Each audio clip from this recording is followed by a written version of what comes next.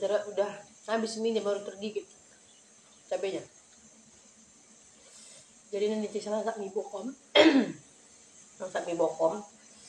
Mie bokom itu cabe diiris-iris, bawang diiris-iris, dikasih mie sama bumbunya, baru disiram sama air panas saja.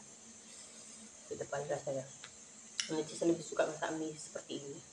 Jadi original rasanya itu. Bapak Cesa tadi pagi 5:30 dia udah pergi kerja, jadi tadi dia nanti 10 aja telur. Si bocah belum pada bangun.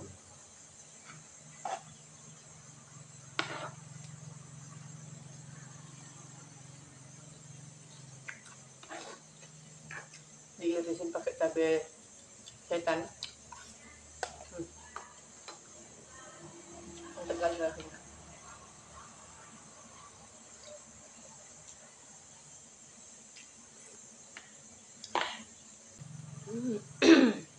Jadi di sini ya sobatku, nanti Cisa mau sekalian sedikit bercerita lah ya kan, sambil menikmati mie bokom ini yang super pedas karena diirisin pakai cabai setan.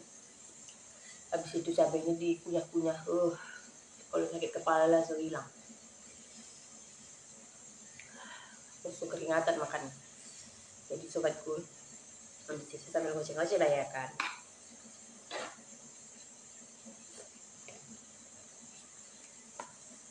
Jadi saya punya kisah tentang mie dengan telur. Kisahnya ini kisah ya, saya merasa sedih sih kalau sekarang ini saya melihatnya, tapi di saat itu saya merasakan wow sekali. Saya merasakan itu betul-betul istimewa banget. Kenapa saya bilang istimewa? Nah, karena saya cerita ke masa lalu dari kisah saya.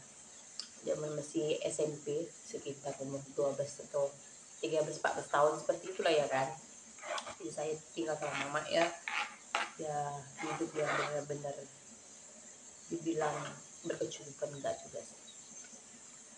Kekurangan juga ya kan juga, karena masih bisa makan ya kan.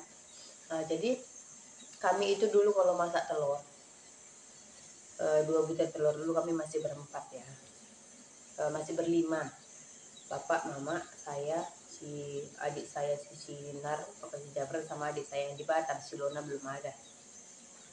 Jadi kami kalau masak telur itu belinya dua itu nanti di kocok pakai dikocok pakai garam saja, tidak pakai bawang, tidak pakai apa-apa, cuma habis itu setelah dikocok digoreng langsung dipotong-potong langsung dibagi 5, jadi langsung ada bagiannya masing-masing. Nah, jadi Pak, walaupun dipotong-potong tidak pernah dibeda-bedakan ya, untuk bapak paling besar atau mama paling besar, karena kan memang gimana lah besarnya telur 2 butir ya kan, butir seberapa lah besarnya. Jadi kalau dibeda-bedakan nanti yang paling kecil udah sekecil apa gitu. Jadi itulah, jadi udah dipotong-potong 5 itu telur, kami makan ya sedikit-sedikit, secuil-secuil gitu. Yang penting ada rasanya, adalah lauk di mulut ini begitu.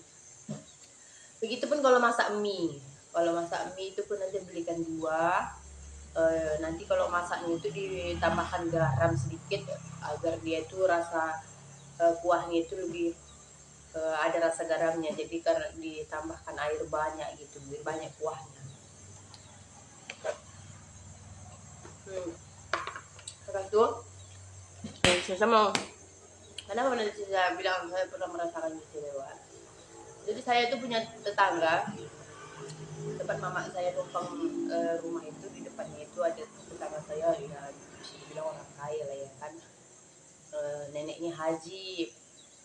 Jadi teman saya sekolah ini dia sering tinggal sama neneknya gitu, karena neneknya tinggal sendiri, kakeknya sudah nggak ada. Nah, satu ketika neneknya ini pergilah haji, jadi anaknya, cucunya ini tinggal di rumah sendiri gitu. Jadi dibilang dia minta tolong sama saya untuk temankan kawan saya ini kalau malam temenin dia tidur begitu. Saya pun karena takutnya, maksudnya saya itu dari dulu walaupun bermain ke rumah dia, saya tidak pernah berani lewat dari depan rumahnya itu tingkat besar untuk masuk orang kaya lah di rumah kampung gitu ya kan. Jadi kalau saya itu lewat selalu dari belakang, istilahnya tahu diri lah ya kan. Saya itu nggak segan gitu, takut nanti saya itu lewat tersentuh apa-apa, jatuh nanti suruh ganti, saya tidak punya uang gitu. Jadi saya tidak pernah berani ke depan. Jadi kalau saya itu selalu lewat dari belakang, karena dia pun ruang untuk TV-nya sama kamar tempat kami tidur itu sama cucunya itu ya di belakang lah ya kan. Habis itu saya di sana malam-malam saya nonton di sana kan, karena saya itu tidak ada TV, jadi nonton di sana. Saya sampai malam nonton, terus itu dimasakkan lah sama kawan saya ini mie. Dulu zaman saya dulu taunya itu Sakura itu adalah mie instan yang paling murah, harganya itu 500, jadi 1000 itu 1000 perak itu dapat 2. Jadi saya tidak pernah merasakan mie yang lain. Dulu saya dimasakkan itu bilangnya Indomie, sampai sekarang masih ada ya Indomie. Sakura itu udah nggak ada. Dimasak kalau sama dia satu Indomie dengan didadarkan satu butir telur, direbuskan satu butir telur, dihidangkanlah sama saya. Nah hari ini yuk kita sambil makan mie sambil nonton TV katanya. Saya melihat Indominya itu, ini beneran ya, saya nggak mengarang cerita, ini beneran. Saya melihat Indominya itu rasanya wow kali. Maksudnya itu kenapa wow? Saya tidak pernah makan Indomie itu satu bungkus untuk saya sendiri, itu tidak pernah. Jadi kalau ada Indomie itu pasti ya, kalau satu bungkus ya kami bagi 3 sama adik saya itu Sisi dan sama si Ita. Jadi saya dimasakkan dengan satu bungkus mie tambah dengan satu telur. Saya itu ibaratnya itu sudah orang kampung makan spaghetti atau makan pizza atau makan apalah makanan mewah-mewah seperti itu ya kan. Jadi saya gini, nanti mamamu nggak marah, nanti saya bilang seperti kamu masak banyak kali. Apalah banyak, cuma satu punya aku masak katanya.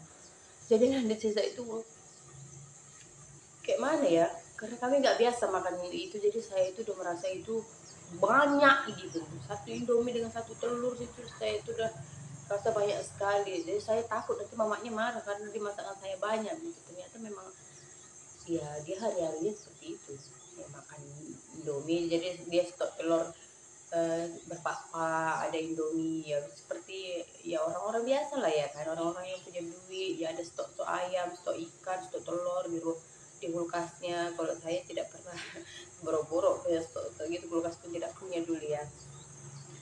Jadi itulah sobatku, nanti saya merasa itu sangat luar biasa. Saya dimasakkan satu ini dengan satu telur itu, saya sudah merasa itu sangat istimewa.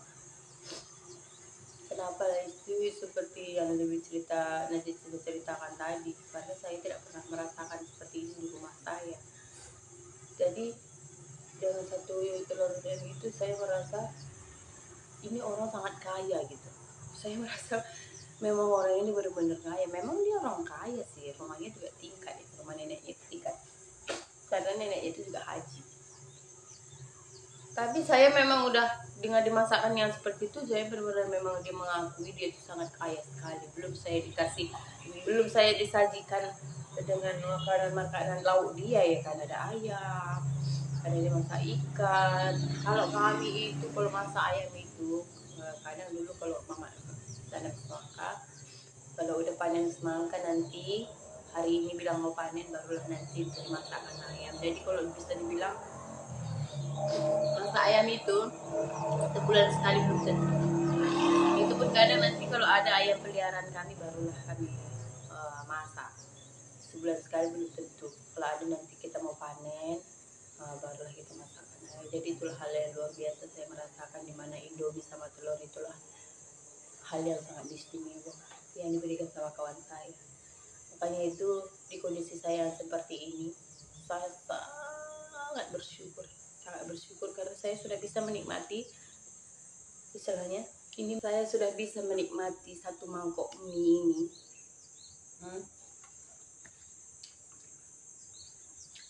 Setidaknya ini karena telurnya saya sisakan tadi, memang saya rebuskan telurnya untuk si bocah ya, karena ini saya bikin pedas minyak, kalau saya tadi pengen pedas. Tapi ada gitu, ada yang mau saya masak karena Bapak Cesa walaupun nggak ada gaji tetap, ada gajinya, istilahnya ada pekerjaannya. Kalau kami dulu memang bercocok tanam, petani yang memang benar-benar susah sekali. Jadi nanam itu ya utang dulu sama yang punya pupuk, sama yang punya bibit, nanti tanam ada hasilnya nanti. Ya kayak mana lah istilahnya, kalau kita tanam kacang panjang ya kan, pasti ada prosesnya, nggak mungkin kita tanam itu langsung berbuah langsung kita jual gitu. Jadi udah tanam nanti berapa bulan baru udah berbuah, jadi itu utang, nanti hasil dari kacangnya itu bayar lagi, kadang malah tumpur karena nggak gagal panen. Jadi petani ini memang sedih sekali ya. Yang sedihnya itu nanti tanamannya udah bagus, buahnya banyak, dan tahu di pasaran nggak laku. Di pasaran tuh murah, giliran kena hama, kena kemarau, nggak ada hasilnya, di pasaran mahal. Jadi memang banyak dilemanya kalau petani. Makanya dari sekarang kami itu ya bagusnya itu ya kayak mending berondol lah gitu. Jadi berondol kayak Bapak Cesa, upahan gitu. Jadi ada hasilnya langsung, tidak ada kerugiannya gitu. Istilahnya ya tiap kerja ada gaji seperti itu kan. Kalau kita bercocok tanam, kalau udah namanya gagal panen, hancur lah. Udah nggak ada apa-apa. Jadi itulah sobatku, cerita dari Cesa tentang Indomie dan telur.